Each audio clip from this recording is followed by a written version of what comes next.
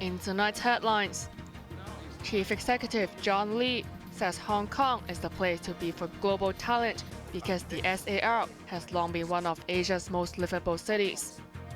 Police foil attempted robbery in Tsim Sha Tsui, arresting 5 culprits. And Israel takes control of the Rafah crossing in Gaza as it hopes to continue truce talks with Hamas.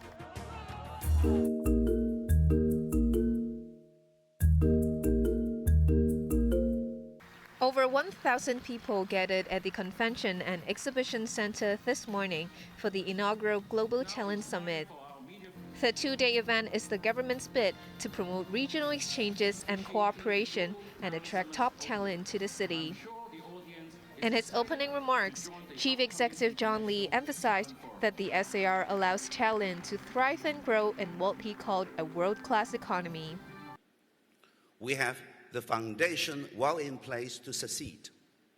Hong Kong's institutional strengths include a world-class business environment, a simple and low-tax system, a highly open and internationalized market, and the free flow of information, capital, goods, and people. Authorities have rolled out various talent schemes to lure overseas workers since late 2022, after local workforce shrank by 140,000 between 2020 and 2022. Labour Minister Chris Sun pointed out that around 120,000 professionals have already set foot in Hong Kong, around 40% of whom came under the Top Talent Pass scheme. Visa applications have been approved for 60,000 others. Their average salaries for those coming to Hong Kong under Top Talent Pass is around 50,000. That's a lot more than the median pay of Hong Kong wage earner. About a quarter, they're earning more than 100,000 a month, and about 10%, they're earning more than 200,000 a month. Sun admitted that mainlanders accounted for a relatively higher percentage among top talents admitted to the city. But the secretary said the government will step up its work in promoting Hong Kong through visits to Southeast Asia and Europe. Janice Low, Cable News.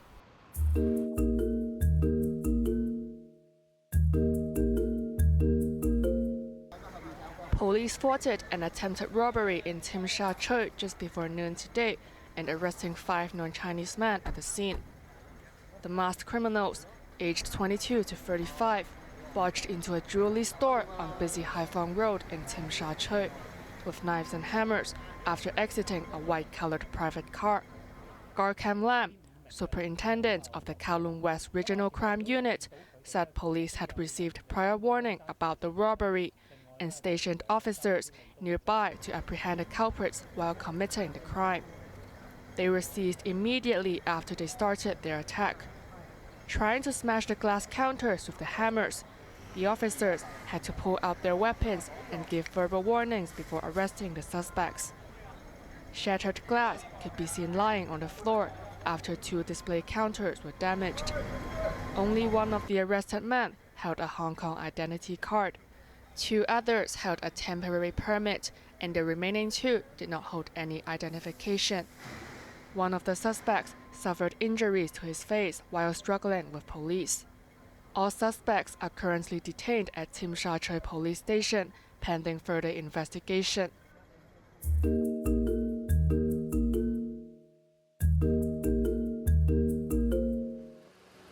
Police have arrested 3 suspects, including a woman, for abducting a 47-year-old female from Tsim Sha Tsui yesterday afternoon. The victim was found unharmed in a grey car near Heng On Estate in Ma On Shan yesterday evening. Officers believe the victim and the abductors knew each other and were involved in a financial dispute. The black car, which was used to abduct the woman, was found in Yau Ma Tei. Chen Kwan To, inspector of the Yau Tim District Crime Squad, said one of the male abductors tried to burn the main door of the victim's flat with joss sticks yesterday morning, 6 hours prior to the kidnapping, but fled the scene after security was alerted. It was believed that the victim was unlawfully detained in a flat in Tsing Yi, where a loan negotiation took place. Police are further investigating the case, and the 3 suspects are currently remanded in custody. Janice Yu, Cable News.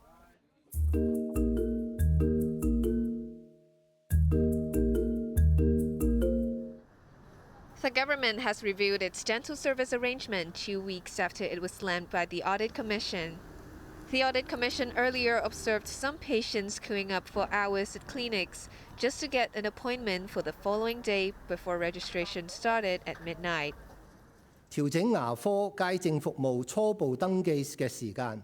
At a panel meeting at the Legislative Council this morning, Health Chief Lo Chong-mao announced that starting in July, preliminary registration will begin at 8 p.m. instead of 12 a.m. Upon registration, patients only need to report to the clinic 30 minutes before the appointed time and have their identity cards checked before receiving treatment. This can avoid the pain of citizens queuing overnight and making multiple journeys to the clinic, the secretary said. Lo also revealed that the authorities are working on rolling out an electronic queue ticketing system. Slots were mostly snapped up immediately when preliminary registration opened at midnight, as patients would line up from 5 p.m. on the previous day. 通常呢啲比較複雜嘅個案，包括咗譬如話。Director of Health Ronald Lam said authorities have decided to allocate more resources to serving the underprivileged by raising the number of slots from 20,000 to 60,000 next year.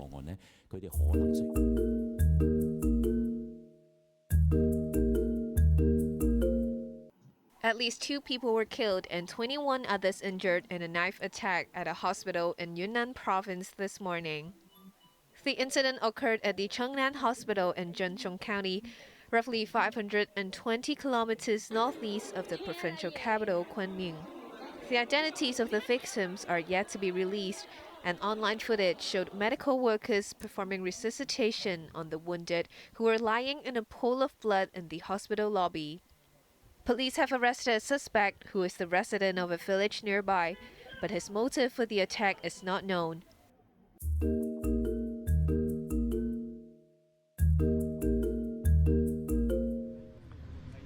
President Xi Jinping and his French counterpart Emmanuel Macron further reaffirmed Sino-French ties in Paris, marking 60 years of diplomatic relations between both countries.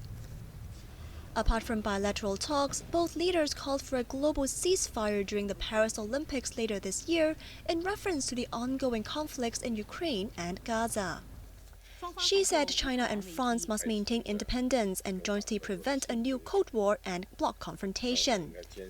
He called for mutual understanding and harmonious coexistence while opposing decoupling and disruption of industrial and supply chains and trade barriers. Macron said Franco-Chinese relationship is at a critical juncture and both nations have a shared objective for enhanced multilateral collaboration and mutual prosperity. Covering aviation, green development, agriculture and humanities, both sides signed 18 interdepartmental cooperation agreements. Macron welcomed Beijing's commitments to refrain from selling arms or aiding Russia in the Ukraine conflict. As permanent members of the United Nations Security Council, Xi said France and China should speak out for peaceful settlement of hotspot issues and contribute to a world of lasting peace and common security. The 2 leaders also attended the closing ceremony of the 6th Franco-Chinese Business Council. Xi will next head to Serbia before ending his European tour in Hungary. Cheryl Yun, Cable News.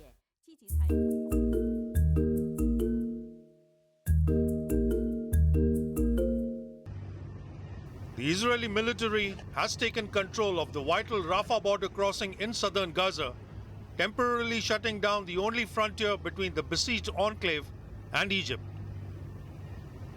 The Rafah crossing is the only land border from where much-needed aid from Egypt could flow into the Gaza Strip. Israel had already targeted Rafah overnight, killing 20 Palestinians and wounding several others in airstrikes.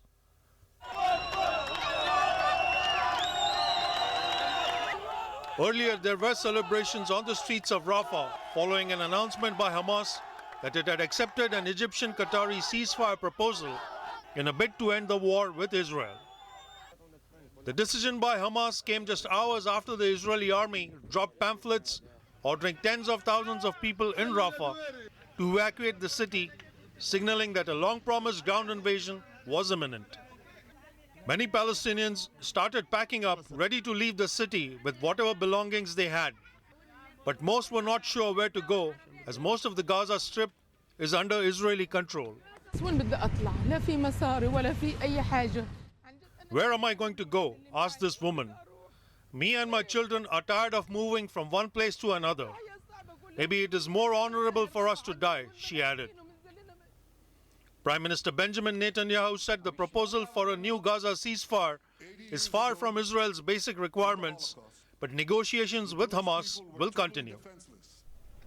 Israel's latest move of capturing the Rafah crossing could further ravage the misery of the Palestinian people, as a halt in relief aid could see the humanitarian crisis spiral further out of control. Sachin Katwi, Cable News.